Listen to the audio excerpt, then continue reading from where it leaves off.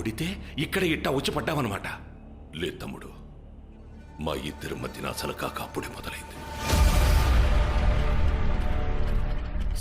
ఈయనకి అరే ఎలమందా, ఈడు పొయ్యేటోడు కాదురా, పోయించేటోడు. అవునరా గులాబీ, ఈడు మామూలోడు కాదురా. కటారికిష్టిగాడిని శుక్రవారం లోపలే శనాధారాలు బెయిల్ లేకుండా చేశాడు. ఇవాళకి 3వ రోజు. తడిసిపోయి ఉంటుంది నా కొడుక్కి.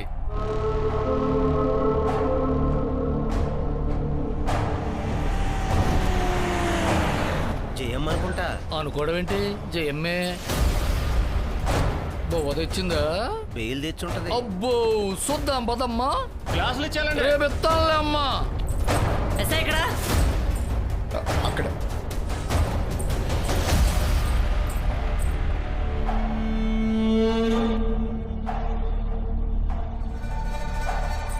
ఏ పోలీస్, ఇదిగో బెయిల్ పేపర్. తీ తీ సెల్ తీ. సిఏ గారు రావాలి, ఆగండి. రే ఏంట్రా ఆగేది? తాళాలు ఇవ్వు. మేడం. ఇవ్వు. సెల్ ఓపెన్ చేయి. మేడం. ఇవ్వు. మేడం, తాళాలు ఆగమంటున్నా. ఇవ్వు. ఇవ్వురా. Madam please.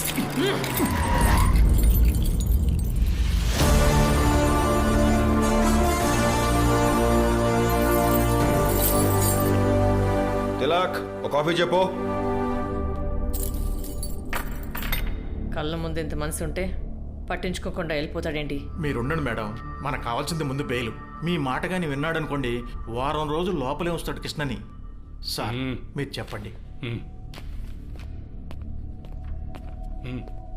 Sir bail papers.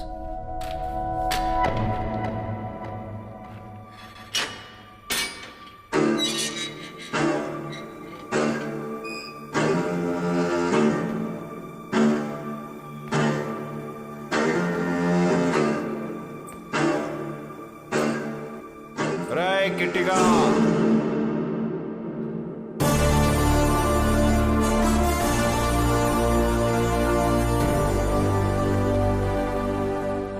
ఇప్పుడు 10 ఏళ్ల క్రితం కందుకూరు స్టేషన్లో మూలపడ్డ ఎఫ్ఐఆర్లో 3వ అనుమానితుడిగా ఉంటేనే 3 రోజులు లోపలేసేసా. అదే మా కానిస్టేబుల్ కిరణ్ మర్డర్ కేసులో నువ్వు ఉన్నావని తేలిందో, ఒంగోలు నడి రోడ్డు మీద నగ్నంగా నిలబెట్టి నవరంధ్రాలో శేషం పోస్తాన్న కొడక. దుబాయ్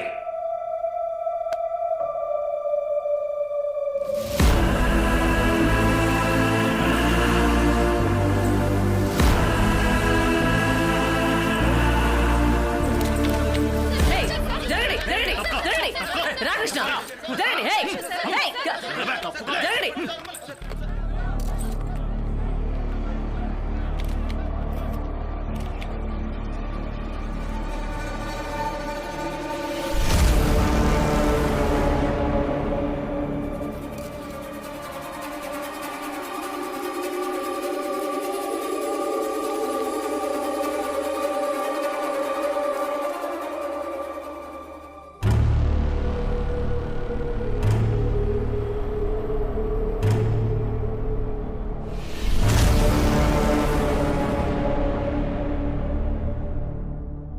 మేమిద్దరం ప్రేమించుకున్నాం.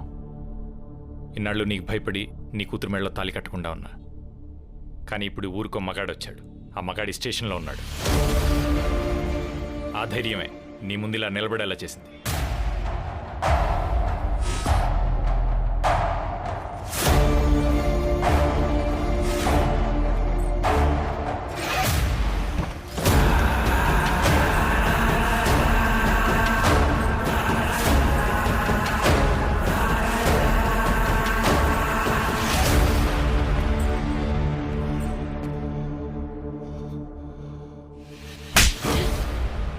ప్రేమించినోడిని చంపేశాంగా, మరి ఈడవడు అసలు ఏం జరిగిందే?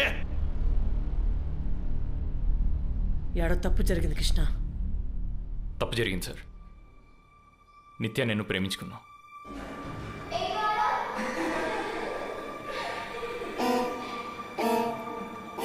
మా ప్రేమే కిరణ్ని చంపేసింది సార్. ఆ రోజు సినిమాకి మాతో పాటు కిరణ్ కూడా వచ్చాడు సార్.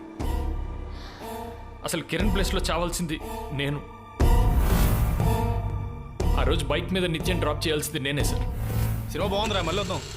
అమ్మ అయితే సూపర్గా చేసిందిరా. బా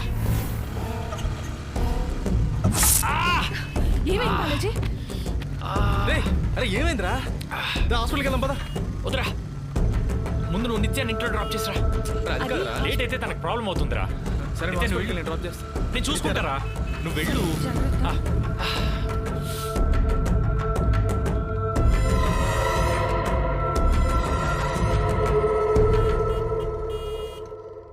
ఆ మేక్ నా కాలి గుచ్చుకోకుండా ఉండుంటే కిరణ్ నిత్యం డ్రాప్ చేయడానికి వెళ్ళేవాడే కాదు సార్. ఆ జయమ్మ చూసి నిత్యం లవ్ చేసింది కిరణే అని. ఆ కృష్ణ మనుషులు దారుణంగా కిరణ్ని చంపేశారు సార్.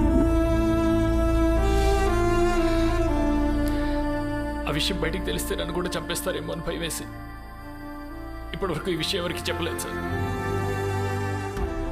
కానీ మొన్న మీరు కృష్ణన్ కొట్టాక నాకు ధైర్యం వచ్చి తన మెడలో తాళి కట్టి మీ ముందుకు వచ్చాను సార్. I'm sorry sir. జరిగిన దానికి నేనే సాక్ష్యం సార్. ఇదే మాట స్టేట్మెంట్ అయిపో తిలాక్. స్టేషన్ వారిని రెడీ చేయి, ఇంటికి వెళ్ళి ఎత్తుకొచ్చేస్తా కొడుకుని. మీరేమనుకోకపోతే నాది చిన్న సజెషన్ సార్.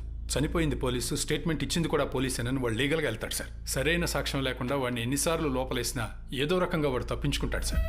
కరెక్ట్ ఎవిడెన్స్ అయినా దొరకాలి, లేదా వాడు ఏదో ఒక తప్పు అయినా చేయాలి.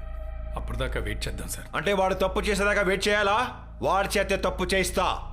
వాడి కూతురు బాలాజీని పెళ్లి చేసుకున్నట్టు స్టేషన్ వరకే తెలుసు. ఇప్పుడు ఊరంతా తెలియాలి. వేసేయండి పోస్టర్లు. రే గులాబీ, ఇటు చూడు, ఇటు చూడు, ఇటు చూడు, ఇటు చూడు, ఇటు చూడు, ఇటు చూడు. అమ్మాడా కటారి కృష్ణ గారి కూతురికి కానిస్టేబుల్ తో పెళ్ళా. దీంతో కటారి గారి పొరుగుకి బ్యానర్ కట్టి బ్యాండ్ బజారా మోగించాడు రే.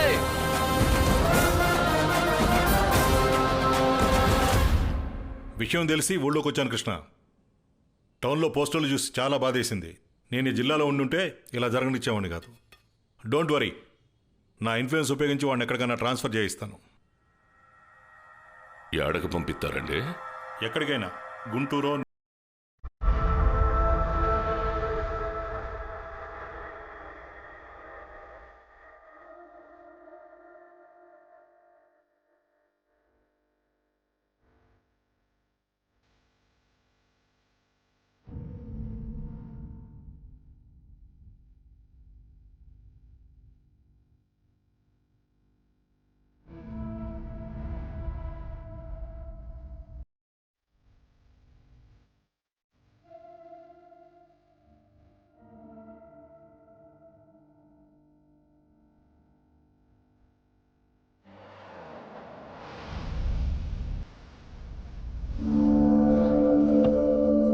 ఎప్పుడు రాని పెద్దమ్మ ఇట్టా వచ్చిందండి.